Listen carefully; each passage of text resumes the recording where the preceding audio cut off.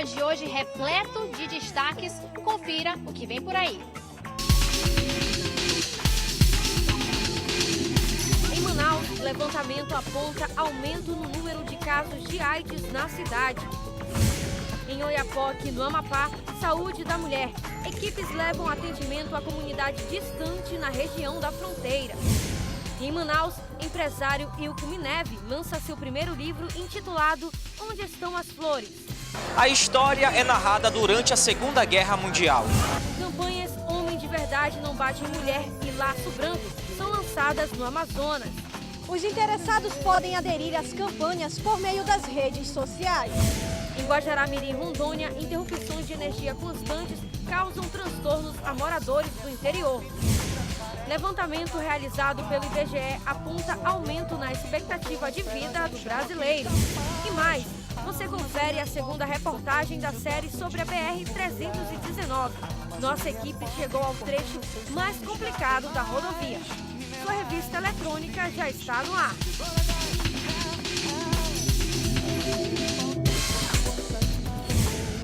Então tá aí, a Amazônia agora repleto de destaques para você. Você é o nosso convidado a se informar sobre as informações mais importantes da região amazônica. E lembrando que, claro, nós temos muitas entrevistas no programa de hoje. Vale a pena conferir. Para começar o programa de hoje, vamos dar, infelizmente, um dado preocupante. É que aqui em Manaus, os casos diagnosticados de AIDS aumentaram. O levantamento foi feito pela Secretaria Municipal de Saúde. E desde o dia 1º de dezembro, a Secretaria vem fazendo uma série de iniciativas para conscientizar as pessoas sobre essa doença. Confira na reportagem. A forma mais predominante ao contrair o HIV é a relação sexual desprotegida entre casais heterossexuais. Apesar da prevalência dos registros serem entre os homens, as mulheres vêm apresentando uma evolução crescente no número de casos. Do total de casos de AIDS diagnosticados entre os adultos nos últimos 7 anos, 4.462 pessoas. Metade foi registrada entre heterossexuais, 2.230, e mais da metade desse total, 2.418, em pessoas com idade entre 20 e 34 anos. Dona Marlúcia descobriu que era soropositiva há 11 anos. No início foi bem difícil conviver com o vírus do HIV. Tive um pouco ainda de discriminação dentro da minha casa, mas assim, foi uma coisa que, por falta de informação, né? Mas depois foi chamada, a família foi reunida toda e aí a gente foi conversar sobre isso. Eu confesso para você, eu não tinha nenhuma informação, porque assim, eu nunca busquei e dizia assim, nunca isso vai acontecer comigo, mas dizem o ditado que quando a gente ama e a gente confia demais. De janeiro a novembro deste ano, 721 novos casos foram registrados em Manaus, com uma taxa de mortalidade de 3,99%. Foi o maior número já registrado nos últimos 7 anos. O Amazonas, então, assim, teve um aumento muito grande, né? Não sei se é devido aos testes rápidos que estão sendo distribuídos, sendo feitos no município de Manaus, né? E aí nós estamos muito preocupados com esse aumento, né?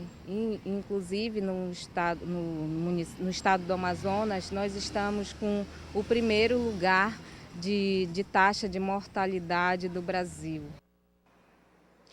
É um dado realmente muito preocupante que foi divulgado pela Secretaria Municipal de Saúde, que mostra o aumento do número de casos diagnosticados de AIDS aqui em Manaus. Por isso, a Secretaria vem desenvolvendo uma série de atividades para conscientizar as pessoas sobre a importância de se prevenir contra essa doença. Você também pode evitá-la buscando se informar sobre ela cada vez mais. Homem de Verdade Não Bate Mulher e Laço Branco. Esses são os nomes das campanhas lançadas nesta quinta-feira pela Assembleia Legislativa do Amazonas. Você pode aderir. Saiba como agora na matéria. A mulher tem conquistado os seus direitos perante a sociedade. Um deles é a Lei Maria da Penha, promulgada em 2006, que ampara as vítimas de violência. Como a violência urbana, de um modo geral, ela cresce em todos os estados aqui brasileiros. Hoje, a Lei 11.340, a Lei Maria da Penha, ela obriga os estados, os governos municipal, estadual, justamente a criar uma rede de enfrentamento a essa violência em relação à justiça, o poder judiciário. Só que no Amazonas nós já temos 2 juizados. As campanhas Homem de Verdade Não Bate em Mulher e Laço Branco foram lançadas na Assembleia Legislativa do Estado do Amazonas. A iniciativa faz parte da Procuradoria da Mulher no Senado. Serão 16 dias de ativismo pelo fim da violência. Dessa campanha do Laço Branco são os homens. Os homens que precisam se conscientizar de que o melhor dos mundos é um mundo onde se vive em paz, que amor não combina com ódio, que o machismo leva à morte. O objetivo do poder público é conscientizar a população sobre a violência contra as mulheres, segundo o presidente da Casa Legislativa. A gente sabe que os maiores índices são dentro de casa. No momento em que, infelizmente, na maioria das vezes o marido chega alcoolizado e a primeira pessoa da qual ele encontra em casa é a mulher e a partir daí surgem os problemas. Mas a conscientização é muito importante.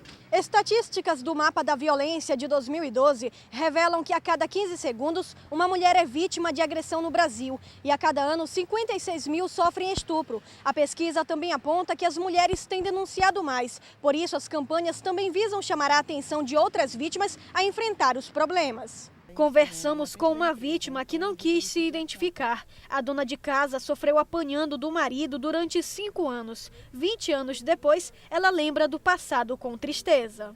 Ele sempre me ameaçava de me matar. Eu trabalhava numa empresa no Distrito Industrial. Aí ele me ameaçou de, se eu fosse denunciá-lo, ele me ameaçou de morte. Se Deus quiser, nós vamos conseguir, todas nós, vencer todas essas dificuldades que nós estamos passando. O que a senhora diria, então, para as mulheres que ainda sofrem com esse tipo de violência, mas não têm coragem de enfrentar? Que criem coragem, assim como eu criei para sair dessa situação, porque um dia a gente cansa, mas é melhor a gente não deixar eles começarem a nos bater. Porque eles não são nossos pais, são simplesmente nossos maridos que nos maltratam.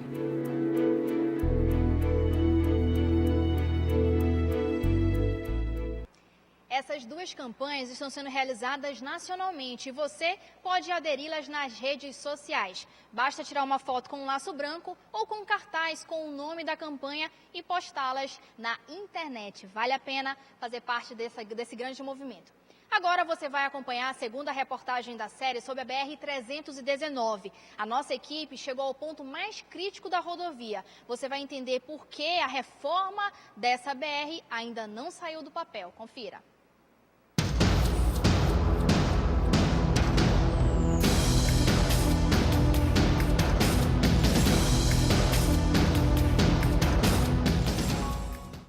Depois de percorrer 260 quilômetros de asfalto em boas condições, deixamos para trás o trecho mais conservado da rodovia. Se entre Rondônia e Humaitá, no sul do Amazonas, a BR-319 pode ser considerada um tapete, a situação é bem diferente no chamado trecho do meio. Daqui para frente, vamos encarar 400 quilômetros de lama, perigo e pouco asfalto. Essa parte da rodovia já poderia estar restaurada. Em 2005, o governo federal tomou a decisão de reconstruir toda a extensão da BR, mas o IBAMA não liberou as licenças ambientais justamente para o trecho central. O local é cercado de unidades de conservação e parques nacionais e constitui a parte da rodovia onde a floresta está mais preservada. Para o ministro dos Transportes, assim que o IBAMA se convencer de que a área continuará sendo preservada, as obras de restauração terão início. Temos recursos no Programa de Aceleração do Crescimento, não há dificuldade de recursos. Aí, no caso, nós só precisamos das licenças ambientais. Essa rodovia já foi implantada e não tem por que hoje questões ambientais não permitir que essa rodovia esteja toda ela em boa situação. O DENIT já gastou mais de 80 milhões de estudos ambientais, atendendo todas as solicitações do IBAMA. Nós precisamos ter essa compreensão que o meio ambiente será preservado, mas é preciso essa estrada para servir o desenvolvimento do Amazonas e o desenvolvimento do Brasil. Veja só o que encontramos aqui no trecho central da BR-319. Restos do que um dia já foi um posto de abastecimento.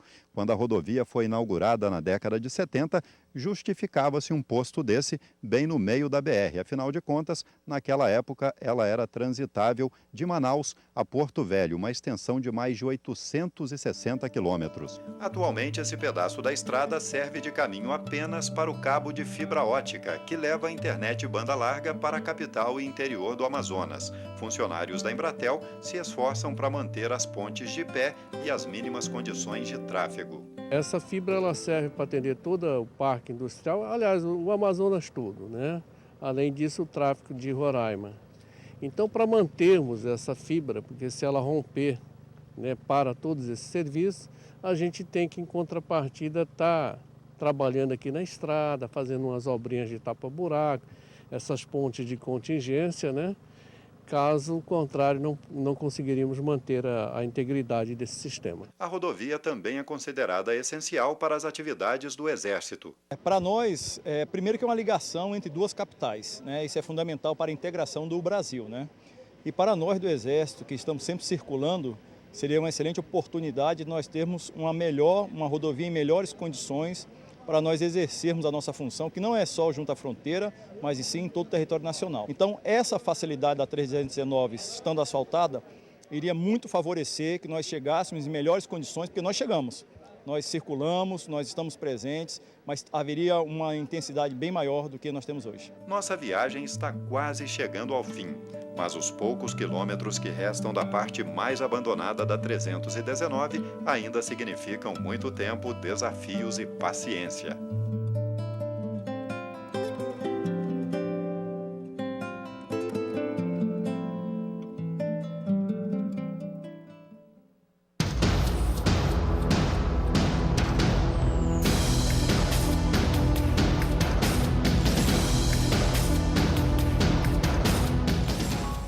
Então tá aí, essa foi a segunda reportagem da série sobre a BR-319 e a terceira e última reportagem você acompanha aqui no Amazônia Agora na segunda-feira, não perca. Vamos para o intervalo comercial, no próximo bloco voltamos com mais informações para você e uma entrevista falando sobre a 40ª Expo Agro que começa hoje. Até já!